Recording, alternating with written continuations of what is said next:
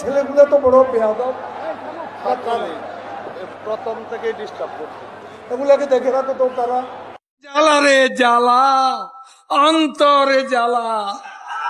এত উন্নয়ন, এত ফ্লাইওভার, এত আন্ডারপাস, ঢাকায় মেট্রো রেল, এলিভেটেড এক্সপ্রেসওয়ে, চট্টগ্রামে বঙ্গবন্ধু টানেল।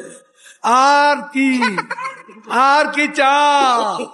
ঝিনাইদহের মানুষ এখন পদ্মা সেতু দিয়ে ঢাকা, ঢাকা থেকে পদ্মা সেতু।